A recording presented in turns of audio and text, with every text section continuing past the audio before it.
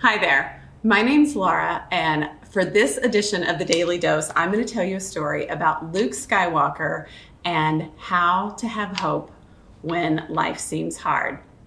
So I've been working with kids all of my adult life as a teacher, as a ministry leader, and most importantly, as a mom. And recently, I'm taking a class, and I have been reading a book about this generation, Generation Z, this generation that's growing up right now. And I have found some pretty interesting things to be true of them.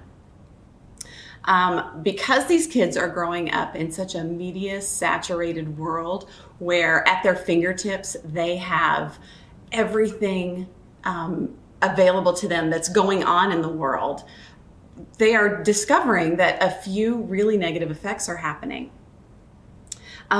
Rates of depression among adolescents is sharply increasing, and young people are growing in skepticism and declining in hope. So what are we as a church, we as in ministry, what are we as parents supposed to do about this? Well, I think that Psalm 145 can give us some direction. So I'm going to read that for you.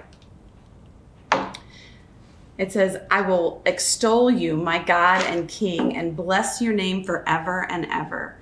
Every day I will bless you and praise your name forever and ever. Great is the Lord and greatly to be praised, and his greatness is unsearchable. One generation shall commend your works to another and shall declare your mighty acts. On the glorious splendor of your majesty and on the wondrous works I will meditate. I'm going to skip down to verse 11. They shall speak of the glory of your kingdom and tell of your power to make known to the children of man your mighty deeds and the glorious splendor of your kingdom. Did you hear that? It said to make known to the children of man your mighty deeds. It's our job as believers to encourage our kids with the stories of God, both from the Bible and just how God is revealing himself to us, and we are experiencing his presence. And so one of the stories that we like to tell, one of the God stories that we like to tell in our family is the story of Luke Skywalker. When my 16-year-old son was 5, he got a bearded dragon for his birthday, and he named him Luke Skywalker.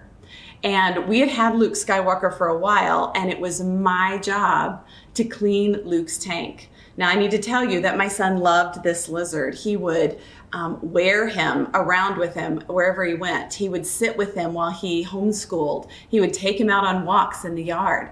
He loved this lizard. So one day I was going to clean his tank, and so I decided he needed some exercise. I put him down in my bathroom and I closed the door while I went and cleaned his tank. 20 minutes later, when I went back to get him, Luke Skywalker was gone. He was missing. I looked in the closet, in all the cabinets. He was nowhere. I had to go and tell my 5-year-old son that I had lost his best friend. And so we sat down and we prayed as a family that God would help us find Luke Skywalker. And we prayed for 28 days. And on that 28th day, Luke Skywalker came walking out of the bathroom, and my 5-year-old son looked at me and he said, Mom, God answered our prayers. And I love that God revealed himself to that little boy. We still tell that story today as just proof of God's love and grace towards us. Now, I know that not every story turns out exactly the way that we want it. But one thing that we can know for sure is that we can encourage ourselves with God's past faithfulness. We can find that faithfulness in his word, and we can look at our own lives and encourage ourselves with those stories. I hope you have a great day.